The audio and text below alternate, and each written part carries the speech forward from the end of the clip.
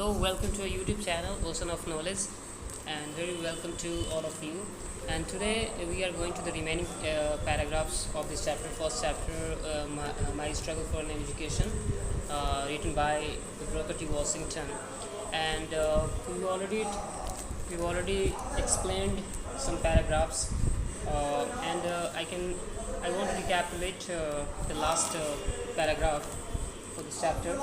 So यहाँ तक हो चुका था कि जब वो खूब बड़ा वेसल देखा, जब वो जगा तो मॉर्निंग जैसे उठा देखा कि वो किसी एक बहुत बड़े वेसल के पास था। वेसल क्या होता है? वेसल एक बहुत बड़े शिप को जो वेसल कहते हैं, ठीक है।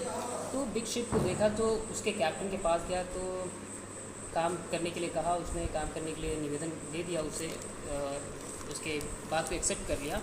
और कैप्टन को काम इतना पसंद आया कि उसने कंटिन्यू करने के लिए कहा कि एक छोटे से अमाउंट पे जो है पर डे, छोटे से अमाउंट पे बेसिस पे तुम काम जारी रख सकते हो। मुझे बहुत अच्छा लगा और मैं काम करना शुरू कर दिया।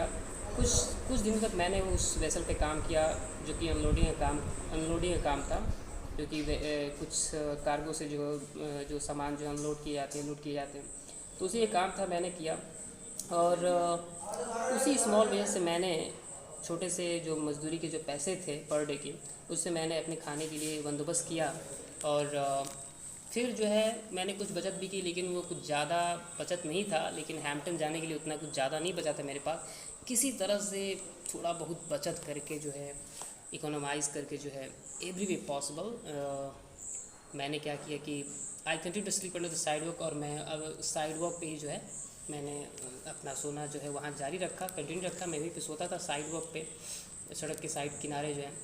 तो यहाँ तक हो चुका था। अब इसके बाद के पैराग्राफ जो है, कुछ रिमेनिंग पैराग्राफ्स है, आज पूरा जो है इसको एक्सप्लेन करेंगे हिंदी में, और पूरी तरह से आप ध्यान से सुनिए, पहले इसे बहुत समझ में आएगा पूरी तरह से।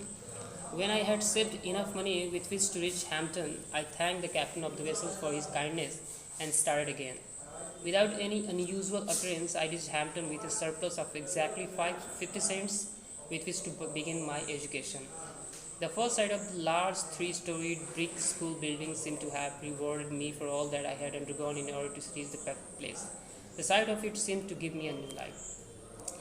इसके बाद का जो पैराग्राफ है, कह रहा है कि जब मैंने कुछ पैसे बचत कर लिए, इनफ पैसे जब बचत कर लिए, जो कि हैम्पटन पहुंचने के लिए काफ़ी था, वो जिससे मैं हैम्पटन पहुंच सकता था, जिस स्कूल में उसे जाना था।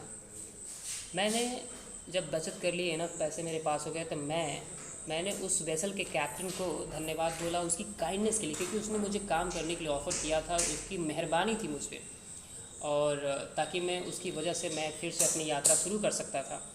और जब मैंने अपनी यात्रा शुरू की तो बिना किसी असाधारण जो है घटना के, कह रहा लिखा है कि विदाउट एनी अनयूजुअल अक्रेंसेस, मतलब कि कोई असाधारण घटना नहीं, सब कुछ नॉर्मली होता गया। अब बिल्कुल आसानी से वो जा सकता था।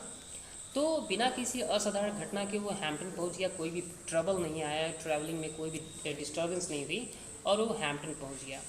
और जब हैम्पटन पहुंचा तो लगभग वो सरप्लस भी किया था, उसने कुछ पैसे बचत दी, एग्जैक्टली 50 सेंट्स उसने पैसे बचत कर लिए थे। And with which to begin my education, और जो कि मेरे एजुकेशन को शुरू करने के लिए जो है वो काफ़ी था। The first side of the large tree story, कह रहा है कि जैसे ही मैं वहाँ पहुँचा तो मेरी उस स्कूल बिल्डिंग का जो 3 मंजिला जो स्कूल बिल्डिंग के उस पहले बाहरी आउटर, कह रहा है कि उसका जो है एक्सटीरियर को देखते ही, एक्सटीरियर जो बाहर का जो आवरण होता है उसको देखते ही पहला ही साइड मुझे देखने में ऐसा लगा कि सब कुछ मुझे मिल गया। सिम टू हैव रिवॉर्डेड मतलब उसको एक इनाम की तरह था, एक पुरस्कार की तरफ उसके लिए था। उसको लग रहा था, प्रतीत हो रहा था, जैसे ही उसने उस स्कूल की बिल्डिंग को देखा, जितना कुछ भी उसने उस प्लेस तक पहुंचने में, जितना कुछ भी उसने सहन किया था, कह रहा है कि जब वो पहुंच गया तो सब कुछ उसे मिल गया था। यानी कि मतलब कि वो सब अपने कष्टों को भूल गया था। कह रहा है कि have rewarded me for all that I had undergone in order to reach the place. The sight of it seemed to give me a new life. और उस स्कूल का जो मेरा सपना था वहाँ पे पहुँचने का, उस स्कूल में, उसका दृश्य मेरे लिए एक नई लाइफ प्रदान, एक नई ज़िंदगी प्रदान करता हुआ प्रतीत हो रहा था। ऐसा लग रहा था कि मुझे एक नई ज़िंदगी मिल गई। तो ये पैराग्राफ का पूरा समरी था, एक्सप्लेनेशन था। आइए नेक्स्ट पैराग्राफ पढ़ते हैं। कह रहे कि as soon as possible after reaching the grounds of the Hampton Institute, I present myself before the head teacher for assignment to a class. Having been so long without proper food, a bath, and change of clothing, I did of course make a very favorable impression upon her. I could see at once that there was doubts in her mind about the wisdom of admitting me as a student. For some time she did not refuse to admit me. Neither did she decide in her favor. I continued to linger about her and to impress her in all the ways I could with my worthiness. In the meantime, I saw her admitting other students, and that added greatly to my discomfort. I felt deep down in my heart and that I could do so well as they, if I could only get a chance to show what was in me. अब इसमें कह रहा है कि जब जैसे ही जितना संभव हो सका,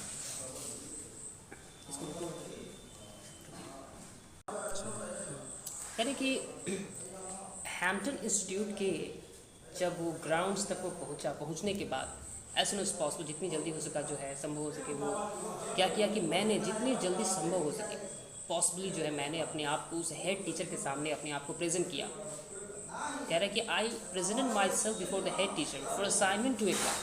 मतलब कि क्लास में असाइनमेंट के लिए, दाखिला के लिए जो है उसने हेड टीचर के सामने खुद को प्रेजेंट किया.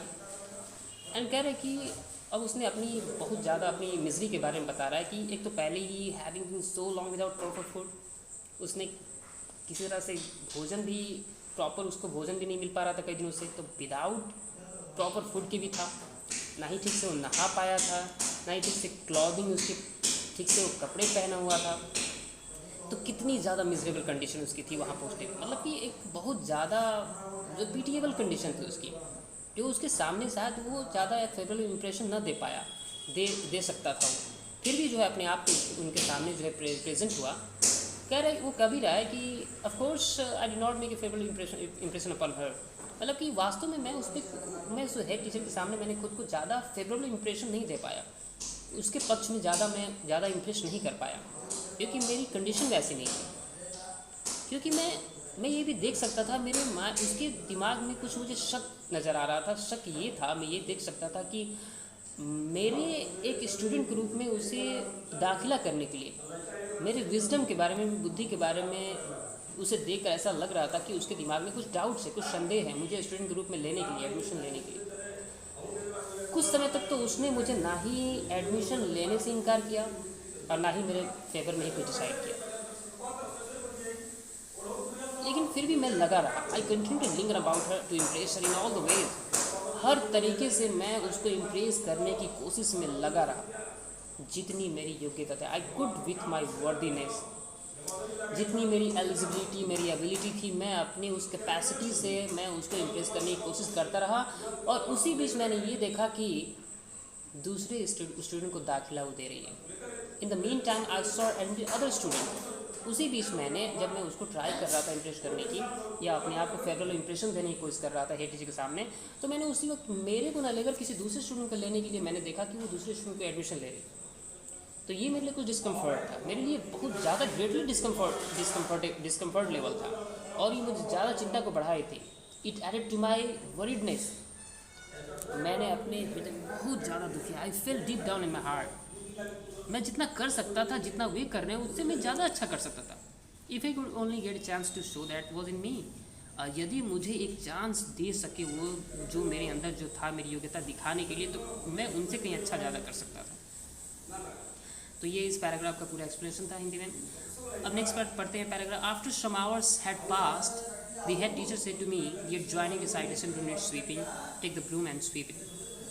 और कुछ ही समय बीतने के बाद, कुछ घंटे बीत गए, हेड टीचर ने मुझसे कहा कि at joining recitation room. Recitation room कविता कक्ष, गायन रूम होता है जिसमें कविताओं का रिसाइटेशन किया जाता है, जो कि क्लास से ऐड है. एट जॉइनिंग मतलब जुड़ा हुआ, बगल का ही. तो उसमें सफाई करने की ज़रूरत थी, नीड स्वीपिंग. तो उन्होंने कहा, हेड टीचर ने कहा कि ये लो ब्रूम उठाओ, ये झाड़ू लो और जाकर उसे साफ करो, एंड स्वीप इट, साफ कर दो उसे. It occurred to me at once that here was my chance. Never did I receive an order with more delight. और उसने जैसे ही हेड टीचर ने मुझसे वो साफ़ करने के लिए कहा, क्लीनिंग करने के लिए कहा, अचानक तुरंत मुझे ये लगा कि ये मेरे लिए बहुत अच्छा चांस था. That here was my chance. और कभी भी मैंने इतनी डिलाइटनेस से, इतनी प्रसन्नता से मैंने कभी भी एक ऑर्डर को रिसीव नहीं किया था. Never did receive an order with more delight. I swept the recitation room 3 times, then I got a dusting cloth and I dusted it 4 times. All the woodwork around the walls, every bench, table, desk, I went over 4 times with a dusting cloth. Besides, every piece of furniture had been moved and every closet and corner in the room had been thoroughly cleaned. I had the feeling that in a large measure my future depended upon the impression I made upon the teacher in the cleaning of that room. मैं उस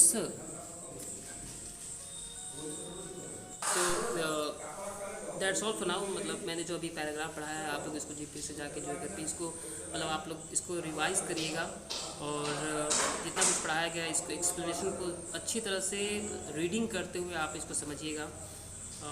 revision सबसे best तरीका है चीज़ों को समझने का. बार बार revision करने से जो है चीज़ें समझ में आती हैं. तो अभी के लिए इतना ही. अभी लास्ट पैराग्राफ अभी बच चुका है. सो the remaining paragraph will be taught in the next video. So for till then, bye bye and have a great day. So enjoy watching the video. So thank you for watching this.